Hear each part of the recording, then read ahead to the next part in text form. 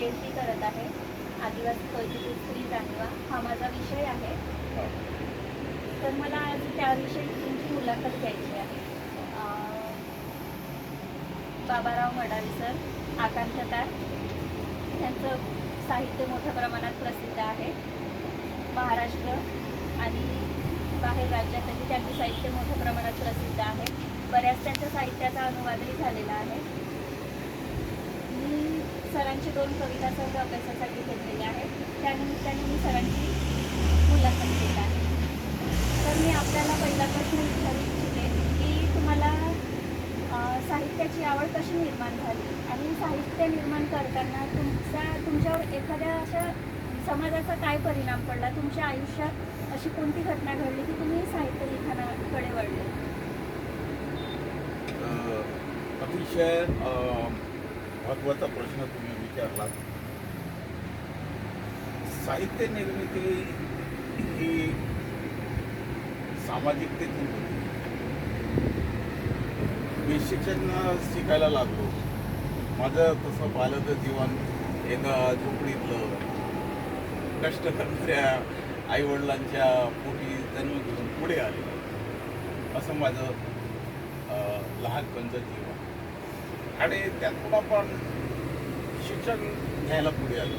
म्हणजे एखाद्या झोपडीत शिक्षणाचा दिवा लावावा त्या पद्धतीनं एका गवताच्या झोपडीमधून माझं शिक्षण उगवलं. आणि मग हा कष्टकरी आजूबाजूचा जो समाज आहे, जगणारा समाज आहे, तो मी पाहत होतो. तो घाम गाळून जीवन जगणारा समाज. आणि माझे स्वतःचे आईवडील देखील हे शेतमजुरी करायचे, मजुरीवर गुजराण करायचे.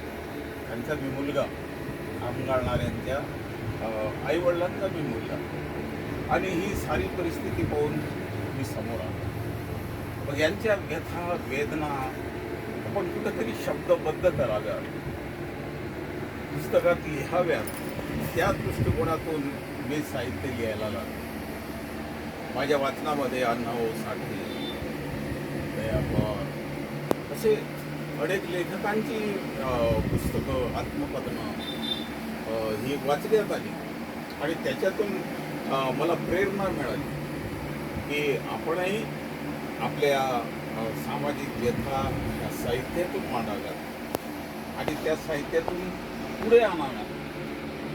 कारण साहित्य हे माणसांच्या जीवन जगण्याचा एक आरसा असतो आणि त्यामध्ये आपल्याला न्याहाळून पाहावं लागतं. आणि त्याच्यामध्ये शेवटी साहित्य कशासाठी लिहितो हा प्रश्न फार महत्त्वाचा आहे. तर माझ्या साहित्यामध्ये ज्या जाणीवा आहे, तुम्ही ती PhD करत आहात. स्त्रीच्या वेदना, स्त्रीच्या व्यथा, तिचं जगणं, तिच्या समस्या, ह्या साऱ्या माझ्या कवितेमध्ये, अनेक कवितेमध्ये जे आलेल्या आहेत. त्या अशा पद्धतीनं मी साहित्य लिहिण्यासाठी पुढे आलो. दुसरा प्रश्न सर, आदिवासी स्त्रीविषयी तुम्ही काय सांगाल? अतिशय महत्त्वाचा, तुमच्या PhDच्या दृष्टीनं तर हा अतिशय महत्त्वाचा प्रश्न आहे. आदिवासी स्त्री खरं म्हणजे या देशातल्या स्त्रियांचा एकूणच आपण विचार केला असता, अभ्यास केला असता असं दिसून येतं. पूर्वीला स्त्रीला पतीच्या बरोबर सती जावं लागत. माणसाच्या बरोबरीचा, पुरुषांच्या बरोबरीचा तिला हक्क नव्हता. ह्या अवस्थेतून स्त्री जात होती. तिला लिहिण्याची, वाचण्याची बंदी होती. म्हणजे तिला दुय्यम स्थान होतं. अशा अवस्थेतून स्त्रीची व्यवस्था आपल्याला पाहायला मिळते. परंतु अशाही अवस्थेमध्ये आदिवासी स्त्रीचा जो दर्जा आहे समाज व्यवस्थेमध्ये, तो अतिशय उत्तम दर्जाचा आहे. आदिवासी स्त्री ही स्वाभिमानी आहे. ती कष्ट करून जगणारी आहे. एक कुटुंबाची एक कर्ती पुरुष म्हणूनही समोर आलेली आहे. आपण पाहतो की कुटुंबाचा कारभार आदिवासी स्त्रिया चालवत असताना दिसतात. दुसरी महत्त्वाची गोष्ट अशी की आदिवासीमध्ये हुंडा पद्धती वगैरे नाही आहे. आदिवासी स्त्रीला सन्मान देण्याची पद्धत आहे. उलट आदिवासी स्त्रीचे लग्न जुळवत असताना, त्या मुलीचे आदिवासी मुलीचे लग्न जुळवत असताना तिला माना सन्मानाने घरी आणण्याची, माहेरवरून सासरी आणण्याची जी पद्धत आहे, ती पद्धत तुम्हाला कोणत्याही समाजामध्ये आढळून येणार नाही. म्हणजे आदिवासी समाजामध्ये सन्मानित झालेली ही आदिवासी स्त्री, ती आपण जर स्त्रीच्या व्यथा आणि वेदना इतर समाजाचा सर्व समावेशक असा विचार केला असता तर आदिवासी स्त्रीचं जगणं ह्या आदर्शावरती आहे. पण ते आदर्शावर जरी असलं तरी परंतु ती आपल्याला आज वंचित असलेली दिसते. कारण आर्थिक विकास या स्त्रीचा झालेला नाही आणि आर्थिक विकास न झाल्यामुळे तिला कष्टाची कामे करावं लागतं, शेतात राबावं लागतं, काम गाळून जीवन जगावं लागतं. अशा अवस्थेत ती जगताना आपल्याला दिसून येते.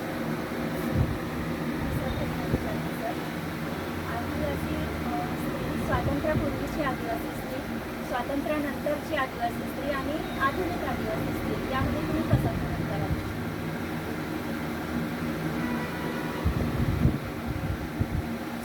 स्वातंत्र्यपूर्वीच्या आदिवासी स्त्रियांचा हा इतिहास काही देखील फार मोठा ऐतिहासिक त्याचा एक वाटा आहे.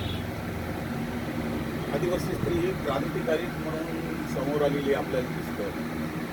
जसं चंद्रपूर तांदा ज्याला म्हणतो की तांद्याचा राज्यकारभार पाहणारी राणी हिराई आपल्याला दिसून येते.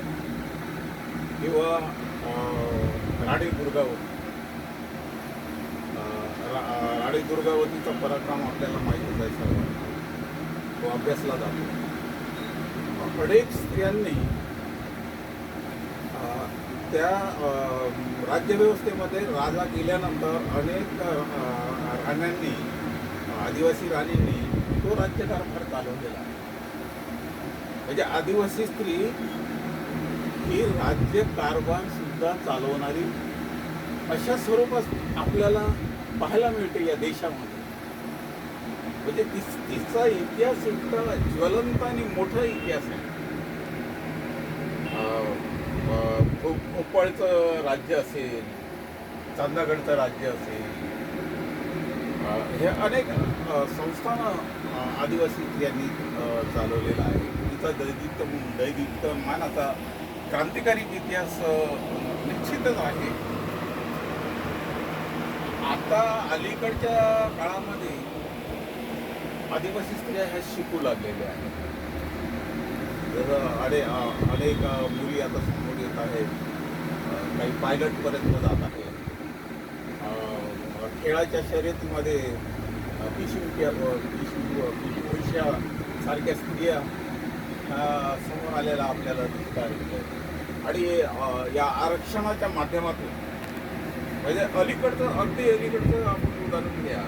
हे यवतमाळ जिल्ह्याची नगराध्यक्ष म्हणून प्रियदर्शनी उईके आता पदावर विराजमान झालेली आपल्याला दिसते. राष्ट्रपती पदावरती द्रौपदी मुर्मू, म्हणजे या देशाचं राष्ट्रपती पद ही एक आदिवासी महिला तिच्या हातात आलेलं आपल्याला दिसतं. म्हणून हे अशा प्रकारे आपल्याला वेगवेगळ्या पद्धतीनं प्रगतीचे टप्पे, क्रांतिकारकापासून आदिवासी स्त्रियांच्या क्रांतिकारकापासून तर आत्तापर्यंतचे राष्ट्रपती होण्यापर्यंतचे प्रगतीचे टप्पे